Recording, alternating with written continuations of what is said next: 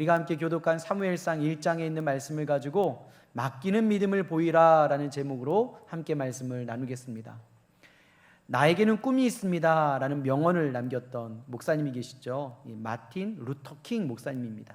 그는 39세에 아주 불꽃 같은 생애를 살았는데요, 이 마틴 루터 킹 목사님이 이 노벨 평화상 가장 최연소로 그 상을 타게 되었을 때 남긴 이 설교 중에 이러한 내용이 있습니다. 내가 죽거든 나를 위해 긴 장례를 할 생각을 마십시오. 긴 조사도 하지 말아 주십시오. 또 내가 노벨상 수상자라는 것과 그 밖에 많은 상을 탄 사람이라는 것도 언급하지 마십시오. 그것은 하나도 중요하지 않기 때문입니다. 나는 그날 마틴 루터 킹은 다른 사람을 위해 살았고 다른 사람을 사랑했으며 전쟁에 대해 올바른 입장을 취했다는 평가를 받고 싶습니다. 또 배고픈 사람에게 먹을 것을 주고 헐벗은 사람에게 입을 것을 주기 위해 애썼으며 인간다움을 지키고 사랑하기 위해 몸 바쳤다라는 것을 기억되었으면 좋겠습니다. 이것이 그의 인생에 남겼던 아주 주옥과 같은 설교였거든요. 한마디로 이야기하면 무엇을 받는 인생을 기억되어지기보다는 무엇인가를 나누었던 인생, 무엇인가에 헌신했던 인생을 기억되기 원했던 것이 이 마틴 루터 킹 목사님의 어떤 모습이었다라는 거죠. 사실 헌신이라는 것은 가치를 온전히 알지 못하면 걸어갈 수 없는 길이 바로 이 헌신이라는 길입니다. 신앙생활도 동일하죠. 예수님의 가치를 잘 알지 못하면 신앙생활을 온전히 할 수 없습니다. 또 예수님의 가치를 잘 알지 못하면 우리가 그 예수님을 위해서 살아간다는 것은 사실 불가능합니다. 사실 신앙생활의 삶을 보면 이 단계가 있거든요. 처음에는 하나님께서 전적으로 우리에게 맞춰주시는 삶입니다. 우리가 구원받기 이전에는 하나님께서 죄인된 우리를 위하여 독생자 예수님을 이 땅에 보내주셨고 그 예수님은 인간의 몸을 입으셨으며 또 우리의 모든 죄를 위하여 십자가상에서 대속제물 되셨어요. 그때까지는 온전히 하나님께서 우리에게 다 맞춰주는 것 아닙니까? 그 다음에 우리가 온전히 예수 그리스도의 은혜로 말미암아 구원을 받은 이후에는 그때부터가 우리가 말하는 신앙생활이 시작되는데, 그 신앙생활은 하나님께서 우리에게 맞춰주시는 삶이 아니라 이제는 우리가 하나님께 맞추는 삶을 살아가야 되는 것이 바로 신앙생활인 줄 믿습니다. 왜냐? 우리의 존재가 바뀌었거든요. 우리의 가치가 이전에는 애굽 땅이었고 세상의 것이었는데 이제는 하나님의 나라고 또 예수님께서 가셨던 그 길을 따라가는 것, 그 길을 닮아가는 것이 우리의 삶의 가치라면 이제는 우리는 온전히 하나님께 우리의 삶을 내어 맡기는 헌신의 삶을 살아가는 것이 바로 저와 여러분의 신앙생활인 줄 믿습니다. 그래서 신앙생활은 하나님께 나를 맞추는 것이다. 이렇게 우리가 온전히 목적을 정하고 기준을 정하고 믿음의 걸음을 걸어가야 되는 것이 바로 저와 여러분인 거예요. 때문에 예수님께서 예수님을 따르려고 했던 제자들에게 말씀하신 것이 이것 아닙니까? 내 자신을 부인하고 와라. 즉 예전의 것들을 버리지 못하면 하나님께서 너의 삶을 맞춰주었던 그 은혜 가운데만 너희들이 남아있다면 이 길을 걸어올 수 없다는 겁니다. 너의 모든 것들을 다 내려놓고 자기의 십자가를 지고야만이 걸어갈 수 있는 이 길이 바로 믿음의 길이요 또 신앙의 길이라 말씀하는 겁니다. 가치를 알고 있는 사람들은 굳이 왕의 보좌에 앉지 않아도 십자가를 지고 가더라도 그 고난의 길 가운데도 하나님의 영광을 누릴 수 있고 또 세상이 줄 수 없는 놀라운 기쁨을 누릴 수 있는 것이 바로 저와 여러분의 삶이라는 거죠. 신앙생활은 우리의 삶을 하나님께 내어드릴 때 참된 기쁨을 누릴 수 있는 것이 바로 신앙생활인 줄 믿습니다. 오늘 예배도 동일합니다. 여러분 예배를 보시고 계십니까? 아니면 예배를 드리시고 계십니까? 다시 한번 물어볼게요. 지금 시원해가지고 졸리시죠? 자, 예배를 보시고 계십니까? 예배를 드리고 계십니까? 드리고 계신 거예요. 보는 예배와 드리는 예배는 다른 거예요. 하나님께서 우리에게 말씀하시는 바가 무엇입니까? 너희가 거룩한 산제물로 내게 드려지는 그 예배를 내가 받으리라. 즉 신앙생활 가운데 제일 중요한 것은 무엇이냐? 이제는 하나님께서 내 인생을 온전히 맞춰주시는 것이 아니라 이제는 내가 하나님께 맞추는 삶을 살아가는 것, 그것이 바로 신앙생활임을 우리가 알고 한 걸음 한 걸음 걸어가야 됩니다. 자, 오늘 이 성경의 한 페이지를 장식하고 있는 이 한나의 믿음은 어떠한 믿음이었기에 하나님께서 이렇게 축복하시고 하나님께서 이렇게 성경에 기록해 놓으셨을까요? 그것은 바로 무엇이냐?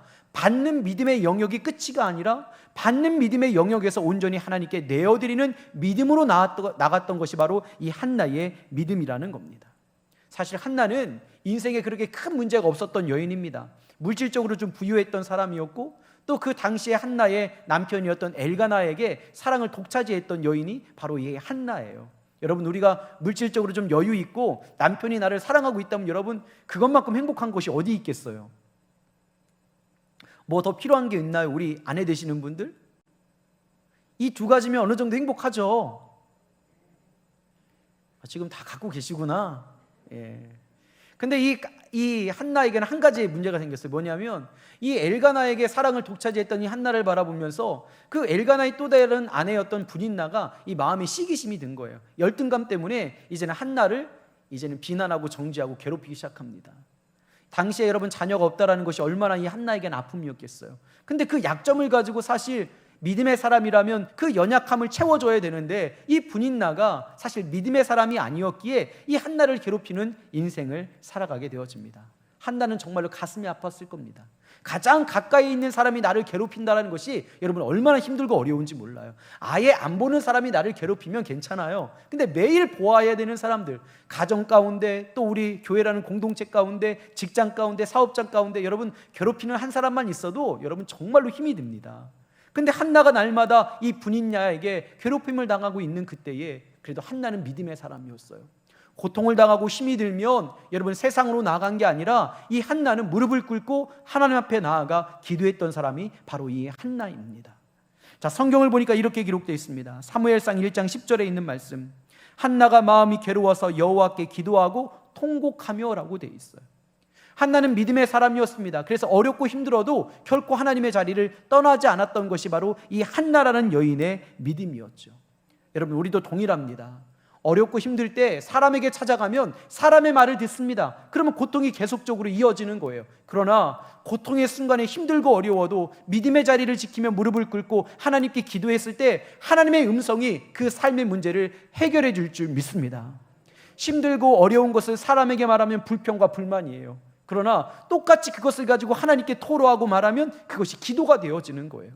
사람에게 그것을 이야기할 땐 사람의 음성을 듣지요. 그러나 그것을 하나님께 구하고 기도할 때는 하나님의 음성을 듣는 것, 그래서 올바른 길로 갈 수 있는 것, 때로는 내 삶의 장애조차도 디딤돌이 되어지는 놀라운 역사가 일어나는 것이 바로 믿음의 사람의 기도의 자리인 줄 믿습니다.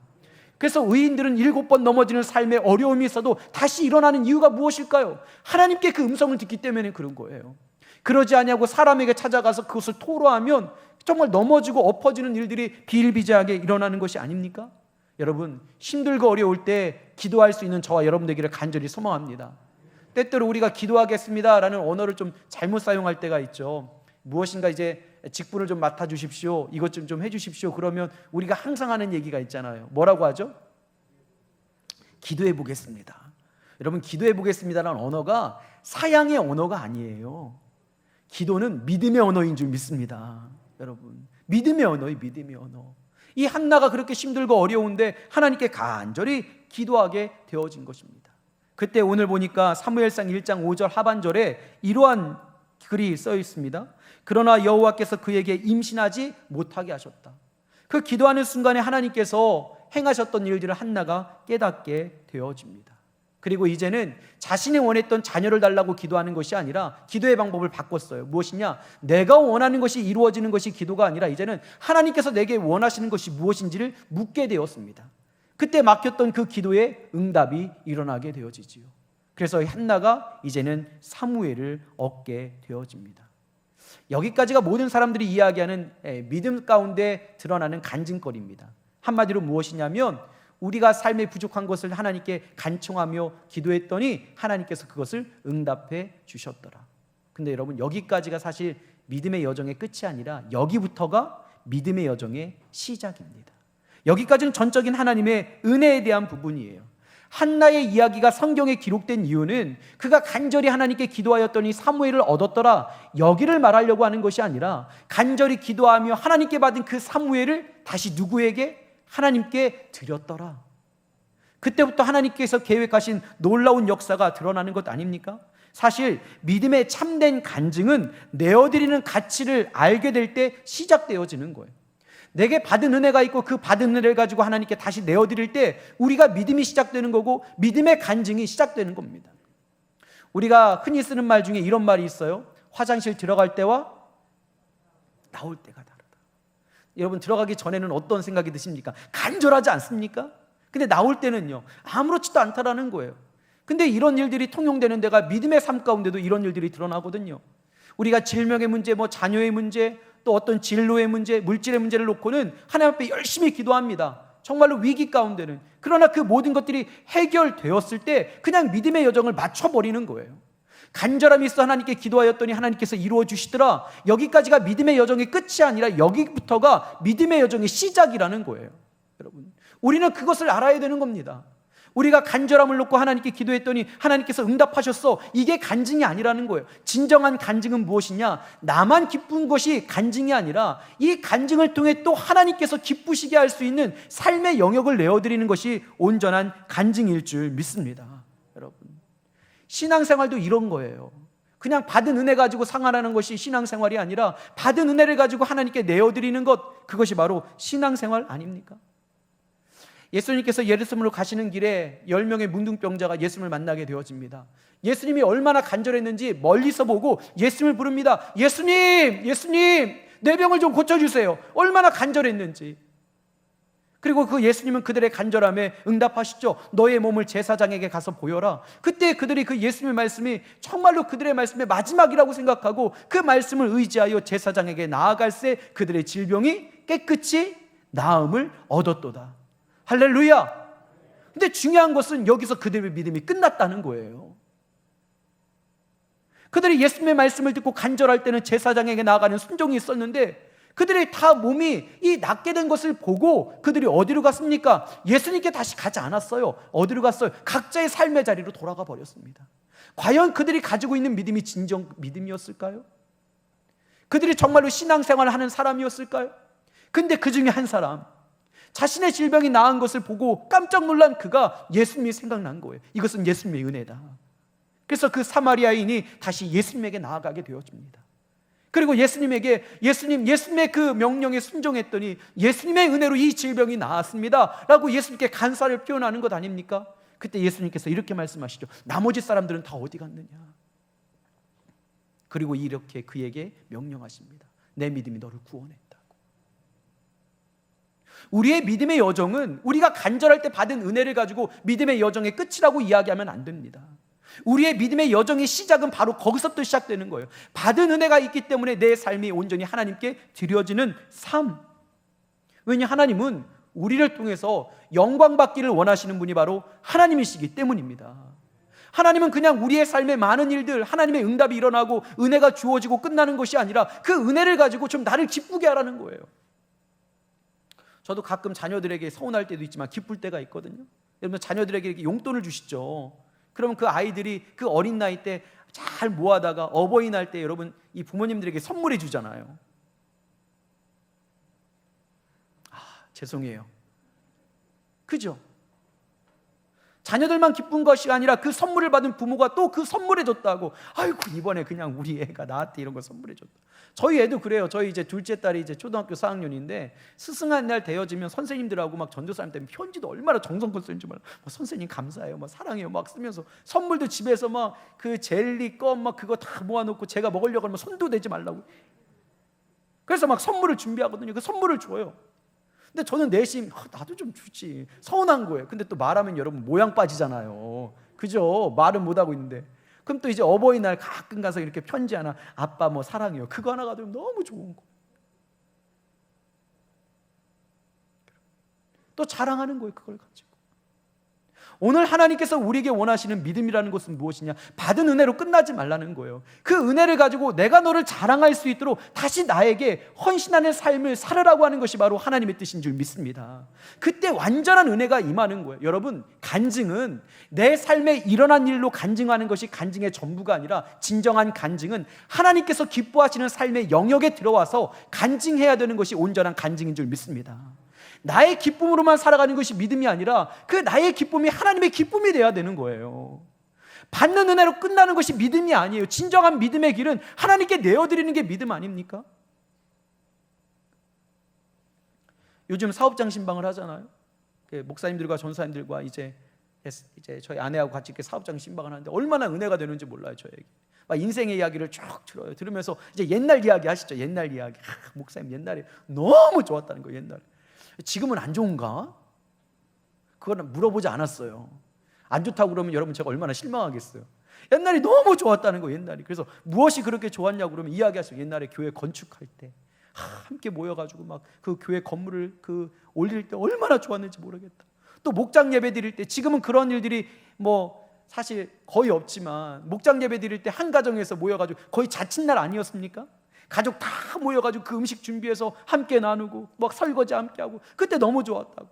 또 우리 장로님들 연배 지금 이제 60대 그때 이제 우리 청장년 이제 우리 연배 그때 이제 청장년 때죠. 이런 얘기 하시는 거예요. 목사님 옛날에 우리가 주일날 예배 끝나고 나서 성도님들 갈 때 칡차 대접하려고 산에 가가지고 칡해가지고 그거 막 생각나시죠? 한번 생각해 보세요. 우리의 신앙이 정말로 즐거워질 때가 언제였나요? 지금 기억에 남는 때가 언제였나요? 받은 은혜였을까요? 아니요. 그 받은 은혜 때문에 내가 하나님께 헌신했을 때 여러분 기억나지 않습니까? 그때가 여전히 그립지 않습니까? 우리의 믿음의 여정은 받는 것에서 믿음의 여정이 끝나면 안 돼요. 그때부터가 믿음의 여정의 시작이라는 거예요. 사무엘을 얻은 것은 하나님의 전적인 은혜. 이제는 사무엘을 얻었기 때문에 내가 그 하나님의 은혜가 감사하여서 내가 걸어가는 그 믿음의 여정을 하나님께서 기뻐하시고 그 여정을 통해서 우리의 삶의 흔적으로 남는 것이 바로 우리의 믿음의 신앙생활인 줄 믿습니다. 여러분, 헌신하지 않으면 믿음도 멀어지는 거예요. 첫사랑을 잃어버리는 거예요. 편하게 신앙생활하는 것이 여러분 기쁜 것이 아닙니다. 헌신의 자리를 지키고 내 삶을 하나님께 내어드릴 때 우리의 삶에 놀라운 하나님의 은혜와 역사가 드러날 줄 믿습니다. 성경에 보면 이스라엘의 초대 왕이었던 사울이 처음에는 그가 초심을 가지고 있었잖아요. 나 같은 사람을 이스라엘의 왕으로 세워주셨다. 그러면서 얼마나 하나님께 순종했어요. 하나님의 은혜가 있으니까. 근데 그가 어느 순간부터 이제는 변질되어서 하나님께 순종도 하지 아니하고 자신의 삶을 하나님께 내어드리지 않았잖아요. 한마디로 말하면 영적인 왕에서 이제는 정치적인 왕이 되어진 것. 왜 그랬을까요? 하나님께 내어드리는 삶에서 이제는 인색해진 거예요. 그의 명령에 순종하지 않는 거예요. 그래서 그가 변질된 것 아닙니까? 자신을 처음 세워주셨던 그 하나님의 은혜를 잊고 살아간 것 아닙니까? 우리도 여러분 헌신하기 싫을 때 다시 한번 십자가로 한번 돌아가 보세요. 나를 구원해 주신 예수 그리스도, 나를 여전히 죄인이었지만 사랑해 주신 그 하나님의 사랑을 생각하면 여러분 우리가 헌신하지 않고는 살아갈 수 없는 것이 바로 저와 여러분의 삶인 줄 믿습니다. 여러분, 나만 기쁜 삶이 아니라 이 기쁨이 하나님께도 기쁨이 되어지는 것, 이것이 바로 하나님께서 우리에게 원하시는 완벽한 하나님의 은혜라는 겁니다. 나만 기쁘면 안 되는 거예요. 내 기쁨을 통해 누가 기쁘셔야 되는 거예요? 하나님 기쁘셔야 되는 하나님. 진정한 믿음의 여정은 내가 필요하여서 하나님께 간구하였더니 하나님께서 주셨더라. 여기는 여러분 믿음의 여정이 아닙니다. 믿음의 진정한 여정은 언제부터 시작되느냐? 그 받은 은혜를 가지고 이제 하나님을 기쁘시게 하는 삶을 살아가는 것, 그것이 바로 하나님께서 우리에게 원하시는 믿음의 여정일 줄 믿습니다. 오늘 성경에 보니까 1장 10절과 11절 말씀에 이 한나의 환경을 이렇게 이야기합니다. 한나가 마음이 괴로워서 여호와께 기도하고 통곡하여 서원하여서 이제 한나가 이렇게 하나님께 서원한 거예요. 하나님, 내게 아들을 주시면 내 평생에 그를 여호와께 내어드리고 그를 온전히 구별하여 하나님의 것이 되게 하겠습니다. 그랬더니 여러분 어떠한 일이 일어났습니까? 하나님께서 그의 태의 문을 여셨어요. 그리고 사무엘이라는 아들을 허락하여 주십니다. 그것이 오늘 본문의 20절에 있는 말씀 아닙니까? 한나가 임신하고 때가 이름에 아들을 낳아 사무엘이라 이름하였으니 이는 내가 여호와께 그를 구하였다 함이더라. 근데 한나의 믿음의 역사가 여기서 끝나지 않았어요. 더 놀라운 것은 이때부터 시작인 거예요. 여러분, 사무엘을 누구에게 드렸죠? 하나님께 드린 거예요. 젖을 떼자마자 서원한 대로 실로에 있는 성소에 가서 그 엘리 제사장에게 그 독자였던 그 사무엘을 하나님께 내어드립니다. 그때 놀라운 역사가 시작되는 것 아닙니까? 오늘 우리가 생각해야 되는 것은 무엇입니까? 바로 이겁니다. 우리가 간청하여 하나님께 받은 은혜가 있다면 이제는 그 받은 은혜만큼 하나님께 내어드리는 은혜의 삶을 살고 믿음의 삶을 살아갈 때 하나님께서 우리에게 또 다른 채워주시는 놀라운 은혜가 드러난다는 겁니다. 오늘 본문 말씀의 26절부터 28절까지의 말씀은 이렇게 기록되어 있어요. 한나가 이르되 내 주여 당신의 사심으로 맹세하나이다. 나는 여기서 내 주 당신 곁에 서서 여호와께 기도하던 여자라. 이 아이를 위하여 내가 기도하였더니 내가 구하여 기도한 바를 여호와께서 내게 허락하신지라. 여기서 끝나면 안 되는 거예요. 우리의 믿음의 여정이. 내가 하나님께 나아가서 기도하였더니 하나님께서 응답하셨더라. 내게 허락하셨더라. 여기에서 믿음의 여정이 끝나는 것이 아니라 여기가 믿음의 여정의 시작이에요. 그 다음에 이렇게 되어 있습니다. 그러므로 라고 되어 있어요. 그러므로 받은 은혜가 있다면 이제 하나님을 위해서 살아가야 되는 거예요. 나도 그를 여호와께 드리되 라고 되어 있어요. 나도 그를 여호와께 드리되. 하나님께서 내가 구하였더니 그를 주셨는데 나도 그를 다시 여호와께 드리겠다. 그러면서 이렇게 기록되어 있는 것 아닙니까? 그의 평상을 여호와께 드리나이다 하고 그가 거기서 여호와께 경배하니라. 할렐루야. 믿음은 무엇이냐? 내게 허락하신지라의 은혜에서 여호와께 경배하리라는 믿음의 여정으로 나가는 것이 믿음인 줄 믿습니다. 받은 것으로 만족하면 끝나면 안 되는 거예요. 여호와께서도 우리를 자랑할 수 있는 우리의 경배함이 있어야 되는 거예요. 내가 내 백성을 지은 이유는 그로 말미암아 내가 찬양받기 위함이라. 할렐루야. 헌신은 해도 되고 안 해도 되는 게 아닙니다. 헌신은 받은 은혜가 있다면 당연히 해야 되는 것이 헌신인 줄 믿습니다. 그 헌신의 삶을 기억하시고 또 그 헌신의 삶을 기억하며 살아가는 것이 우리의 삶 아닙니까? 받은 은혜가 있다면 하나님께 드리는 은혜가 있어야 됩니다. 그러나 이제는 이러한 삶을 살아가려고 하지 않습니다. 왜냐? 손해를 본다고 생각하기 때문이에요. 근데 참 이거는 죄송하지만 멍청한 짓이에요. 여러분, 부모를 기쁘게 하는 자녀는 부모에게 더 많은 것들을 받게 되어지는 거예요. 제 딸도 그래요, 여러분. 그럴 때 편지 한 장 딱 주고 나서 제가 좋잖아요. 그럼 저녁에 와가지고 쿠팡 열으라고 그래요. 쿠팡 열으라고 빨리. 그때 어떻게 되는 거예요? 마음이 기뻐서 마음껏 사주는 거예요. 엄마가 사주지 말라고 그래도 저에게 오면 저는 이미 마음이 다 열려 있어. 왜냐? 그 아이의 기쁨이 저의 기쁨이 되었거든요. 우리만이 기쁜 것이 신앙생활이 기쁨이 아니라 하나님이 기뻐야 그것이 신앙생활이 기쁨인 거예요. 할렐루야! 하나님이 기쁘셔야 되는 거예요. 이 예배도 우리가 기쁜 예배를 드리는 것이 아니라 하나님이 기쁘시는 예배를 드릴 때 이곳에 하나님의 임재가 임하는 것 아닙니까? 그러기 위해서 우리 전부를 하나님께 내어드리는 것 아닙니까? 입술을 벌리고 마음을 열어서 우리가 예물을 준비하고 시간을 지키며 그때 이곳에 완전한 하나님의 은혜가 임하게 되어지는 거예요. 오늘 우리에게 요구하시는 신앙생활은 무엇이냐? 내가 하나님께 간구하였더니 하나님께서 그를 허락하신지라. 여기서 끝나면 안 되는 거예요. 여호와께 경배하니라. 이것으로 맞춰야 되는 것이 우리 신앙생활의 여정인 줄 믿습니다. 그것이 훗날 우리에게 기억됐잖아요. 우리 집사님들, 권사님들, 우리 장로님들 이전에 기억했던 그 그리운 시절 언제예요 도대체? 우리가 정말로 생명을 다해 하나님 앞에 헌신할 때 아니었나요? 그런 적이 없으신가요? 저는 수없이 들었거든요. 이게 신방 가면 말씀하시잖아요. 그러면 옛날에 그랬다고, 너무 좋았다고. 그럼 저도 막 그려. 내가 나이가 좀 더 먹어서 그때 태어났으면 좋았을 텐데. 근데 왜 지금은 안 좋은 거예요 도대체 지금은?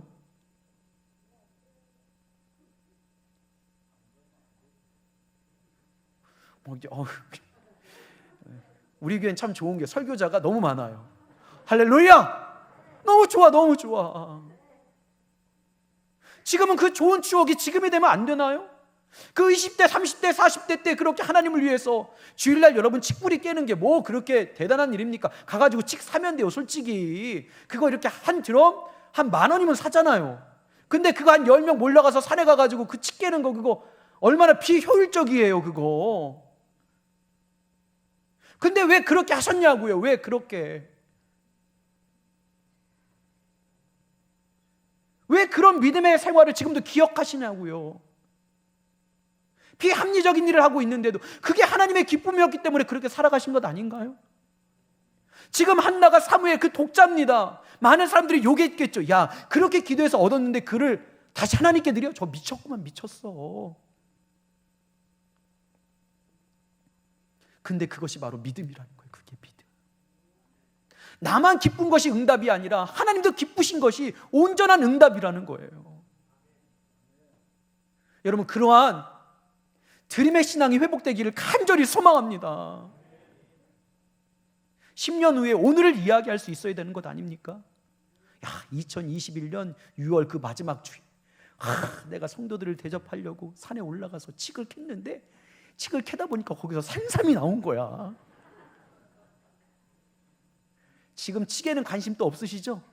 산삼에만 지금 또 기가 호축하시죠?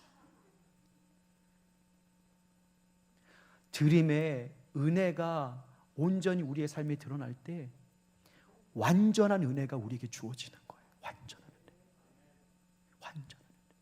완전한 은혜는 무엇이냐? 나만이 은혜 받은 게 아니라 하나님께서도 기뻐하셔야 되는 게 완전한 은혜인 거예요. 이것을 위해 달려가는 것이 우리의 십자가의 길 아닙니까? 하나님의 영광 때문에 달려가는 길. 여러분, 그날을 속히 회복할 수 있는 저와 여러분 되기를 간절히 소망합니다. 편하려고 신앙생활하는 것 아닙니다. 핏값을 갚으려고 신앙생활하는 거예요. 십자가에 달리사 나를 위해 죽으신 예수 그리스도, 그분의 가셨던 길, 그분의 생명, 그분의 피, 이것들을 갚기 위하여 우리가 신앙생활하는 것이 바로 저와 여러분의 삶이라는 거예요. 그때 숨겨져 있는 더 놀라운 하나님의 완전한 은혜가 우리의 삶 가운데 임하게 될 줄 믿습니다. 우리 그런 신앙생활하는 저와 여러분 되기를 간절히 소망합니다. 또 예전같이 신앙생활 한다고 또 다음 주에 예배 안 나오고 치키럽게 하지 마시고. 안 돼요. 산문에 좀 여유 있으니까 예전에 저희 추석 때인가요? 언젠가요? 밤이 잘 나올 때가 언제죠? 추석 때죠? 그죠? 추석 때 그 예산에 내려갔는데 그 거실에 이만한 양동이에 밤이 2양동이나 있는 거예요. 크게. 그래서 그거를 나를 위해 준비했다는 거예요. 아들을 주려고 준비했다고. 아들을 위해서. 근데 이상한 거예요. 우리 어머님이 이걸 따라갈 시간이 별로 없는데. 그래서 저를 이렇게 봤더니 자꾸 제 눈치를 보는 거예요. 이렇게. 근데 그 옆에 있는 이모가 권사님이거든요. 저에게 이야기하는 거예요. 아유, 목사님 미안하대. 그래서 왜 했더니 아들을 주려고 엄마랑 나랑 주일날 밤농장 가서 따왔다는 거야. 여러분, 제가 어머님 혼냈겠어요? 안 혼냈겠어요? 그렇게 살지 말라고 해서 그렇게. 엄마, 그렇게 살면 안 돼. 엄마 인생은 아들을 위한 인생이 아니라 하나님을 위한 인생이야. 그리고 밤은 다 가져왔어요. 싹 가져왔어요. 얼마나 맛있는지. 5,000원 내고 2양동이나. 아들 위해서 그렇게 헌신하고 살아가는 인생이 어머니의 인생인데, 나를 위해 생명까지 내어주신 예수 그리스도, 그분을 위해서 우리가 생명을 내어줘야 되지 않겠습니까? 아닌가요? 우리 그렇게 살아가는 저와 여러분 되기를 간절히 소망합니다. 말씀을 마무리하겠습니다. 제가 요즘 다윗에 대한 설교를 이제 한 10월부터 쭉 하려고 다윗에 대한 일대기를 쭉 읽고 있는데, 사무엘상 23장에 보니까요, 이 다윗의 세 용사에 대해서 나온 거예요. 이 다윗의 세 용사가 누구냐면 요셉 밧세베, 그 다음에 엘르아살, 그 다음에 삼마라는 인물이에요. 이 사람들이 거의 다윗의 이제 마지막 시기에 기록되어졌던 용사 중에 최고의 용사들이었습니다. 근데 이 용사들이 용맹함을 가지고 제가 감동받은 것이 아니라, 뭐 용맹함으로 이야기하면 여러분, 이 요셉 밧세밧은 한번 가가지고 막 휘둘르면 800명이 그냥 싹 쓰러졌대요. 성경에 기록되어 있는 얘기입니다. 그리고 이 엘르아살은 블레셋과의 전투 중에 이제는 전세가 불리해서 이스라엘 백성들이 후퇴하는데, 이 엘르아살이 이스라엘 백성들과 다윗을 위해서 다 군사들이 후퇴하는 가운데도 그 블레셋 군대를 탁 막아서는 거예요. 그래서 그가 막 칼을 휘두르며 싸울 때 하나님께서 그에게 능력을 주시사 블레셋이 떠나가는 역사가 일어나고, 또 삼마라는 사람은 이 녹두나무가 가득한 그 밭, 마지막 마지노선이에요. 그걸 지켜야 돼요. 그래야 이스라엘 백성들이 먹고 사는 것 아닙니까? 다 백성들이 도망가는데 이 혼자 내가 이 밭을 지키겠다. 삼마가 또 거기서 딱 버티고, 또 하나님께서 능력 주셔가지고 블레셋을 막 이겨냅니다. 얼마나 큰 용사입니까? 근데 이것을 제가 보고 감동받은 것이 아니라 그 다음의 이야기예요. 전쟁 중에 다윗이 갑자기 목이 마른 거예요. 목이 마른데 여러분, 그럼 그 옆에 있는 물 먹으면 좋잖아요. 근데 이 다윗이 갑자기 베들레헴 성에 있는 그 성곽 외벽에 있던 우물의 그 물이 너무 먹고 싶은 거야. 근데 문제는 무엇이냐? 그곳은 지금 블레셋의 요새거든요. 블레셋 진영 가운데 아주 중요한 곳이에요. 한마디로 말하면 블레셋의 군대가 가득가득 차고 넘친 곳, 여리고 성처럼 정말로 누구도 들어갈 수 없는 진이 겹겹으로 쌓여 있는 곳이었어요. 근데 그 마음을 알았던 이 요셉 바세벳과 엘리야살과 산마가 어떻게 했을까요? 어떻게 했을까요? 그 블레셋의 진영에 들어가 목숨을 걸고 그 우물물을 떠옵니다. 여러분 대단하죠? 누가 이거를 여러분 이해할 수 있겠어요? 누가? 그 옆에 있는 물 먹으면 좀 안 돼요, 왕이? 그 용사들이 아이 왕 그거 그냥 드세요라고 할 수 있지 않았을까요? 하찮은 거죠, 어찌 보면. 근데 이 세 용사에게는 이 왕의 이 갈증뿐만 아니라 이 왠지 모르는 외로움을 채워줄 그것이 그들에게는 큰 가치였던 거예요. 그래서 생명을 걸고 그 블레셋 진영에 들어가서 그 우물물을 떠다가 다윗에게 갖다 주는데요. 다윗이 그 물을 보고 펑펑 울어요. 그 물을 먹지를 못해요. 이것이 그가 나를 위해 흘린 피구나, 핏값이구나. 그리고 그것을 먹지 못하고 땅에 붓습니다. 성경은 이렇게 기록해요. 여호와께 드렸더라. 여러분 세상은 우리의 헌신을 하찮다고 이야기할 수 있겠어요. 비합리적이다, 비이성적이다, 때로는 옳지 않다라고 이야기할 수도 있어요. 그러나 하나님 나라의 가치가 있고 예수님의 가치가 있다면 그 전쟁통에도 왕의 씨름을 덜어드리고 그를 위로하기 위하여 그 베들레헴 그 우물가에 가서 물을 떼어서 우리 왕에게 드릴 수 있는 그러한 용사의 삶을 살아가야 되는 것이 바로 저와 여러분의 삶입니다. 그런 사람들이 기록되어지는 거예요. 우리 하나님께 받은 은혜만을 자랑하는 것이 아니라 이제는 드린 은혜를 자랑할 수 있는 저와 여러분의 삶이 되기를 간절히 소망합니다. 여러분 그럴 때 어떤 역사가 일어났나요? 성경은 이렇게 기록합니다. 무자했던 여인이 자녀가 7이 되었더라. 그게 바로 완전한 은혜라는 거. 완전한. 나만 주어진 은혜가 아니라 하나님을 기쁘시게 할 때 그때 드러나는 은혜가 완전한 은혜인 거예요. 이러한 은혜를 가지고 살아가는 저와 여러분 되기를 주님의 이름으로 축원합니다. 우리 옆에 있는 분들에게 또 앞뒤에 있는 분들에게 이렇게 한번 권면하며 우리 한번 도전하겠습니다. 받는 믿음만이 아닌 드리는 믿음으로 삽시다. 믿음의 여정은 받음이 아니라 드릴 때부터 시작하는 겁니다. 그러한 삶을 살아가는 우리 모두가 되기를 주님의 이름으로 축원합니다. 우리 찬양하고 결단하도록 하겠습니다.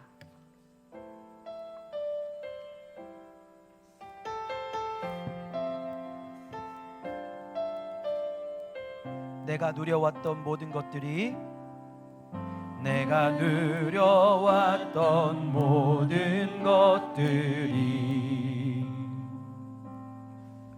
내가 지나왔던 모든 시간이 내가 걸어왔던 모든 순간이 당연한 것 아니라 은혜였소. 우리 처음부터 다시 한번 고백합시다. 내가 누려왔던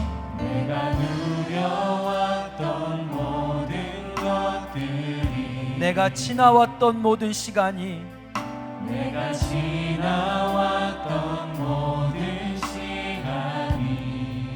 내가 걸어왔던 모든 순간이 하나님의 은혜였습니다. 당연한 것 아니라 은혜였소. 아침에 해가 뜨고 저녁에 노을 아침에 해 뜨고 저녁에 노을 봄의 꽃향기와 가을의 열매 변하는 계절의 모든 순간이 당연한 것 아니라 은혜였소. 모든 것이 은혜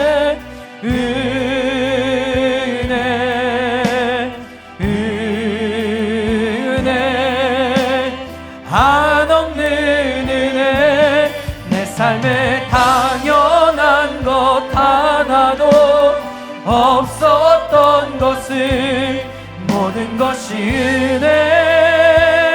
은혜였소. 내가 이 땅에 태어나 사는 것, 내가 이 땅에 태어나 사는 것, 어린아이 시절과 지금까지 숨을 쉬며 살며 숨을 쉬며 살며 꿈을 꾸는 삶,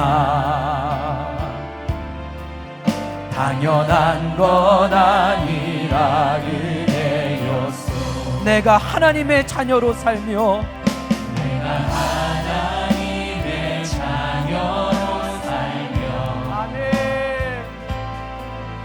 오늘 찬양하고 예배하는 삶, 나를 드리기 원합니다. 복음을 전할 수 있는, 복음을 전할 수 있는 주, 당연한 것 아니라 은혜입니다. 당연한 것 아니라 은혜였소. 모든 것이 은혜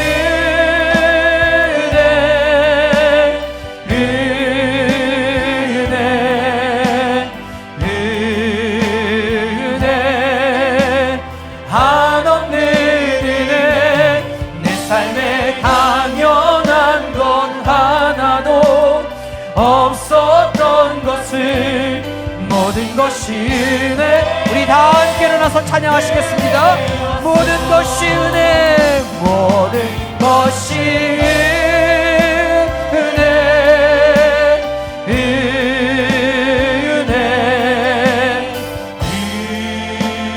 은혜 한없는 은혜.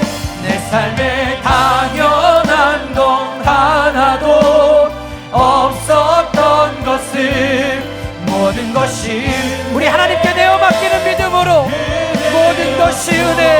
오른손 높이 들고 모든 것이 하나님, 이제는 받는 은혜에 멈추는 것이 아니라 하나님께 내어드려 완전한 은혜를 드리는 거룩한 하나님의 사람들 되게 하여 주시옵소서. 한없는 은혜. 내 삶에 당연한 것 하나도 없었던 것을 모든 것이 은혜. 우리의 모든 전심을 내어드립니다. 모든 것이 은혜. 하나님 나를 봐주옵소서. 아멘. 은혜 한없는 은혜. 내 삶에 당연한 것 하나도 없었던 것을 모든 것이 은혜. 우리 다시 한번 전심으로 고백합시다. 모든 것이 은혜. 아멘.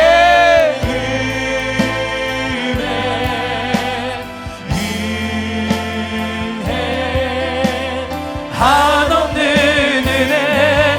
내 삶에 당연한 것 하나도 없었던 것을 모든 것이 은혜였소. 모든 것이 은혜였소. 모든 것이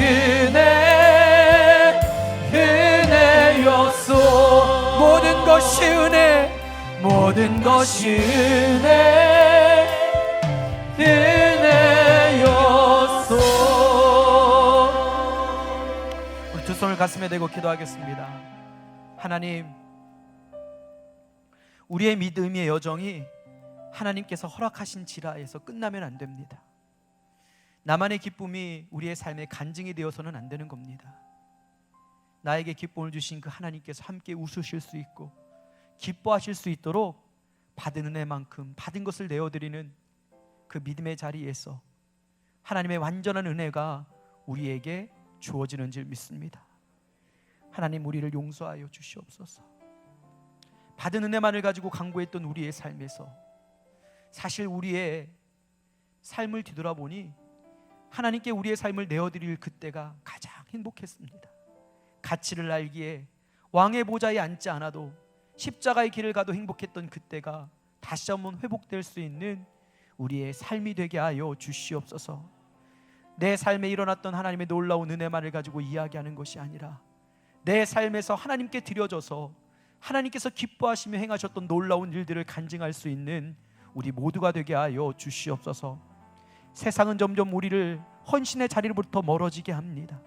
편한 신앙생활, 또 내가 원하는 신앙생활이 전부라고 생각하는 우리의 삶의 나약함이 무너지게 하여 주시사 하나님께 나를 드릴 때 가장 행복했던 그때로 돌아가는 우리 모두가 되게 하여 주시옵소서. 받은 은혜를 가지고 하나님 앞에 서는 것이 아니라 그 은혜를 가지고 살아왔던 시간을 통하여 하나님 앞에 서는 우리의 인생입니다. 하나님, 훗날 하나님께서 우리의 삶을 또한 우리의 삶을 결산하실 때에 받은 은혜대로 또 하나님께 내어드렸던 믿음의 흔적을 가지고 설 수 있는 우리 모두가 되게 하여 주시옵소서.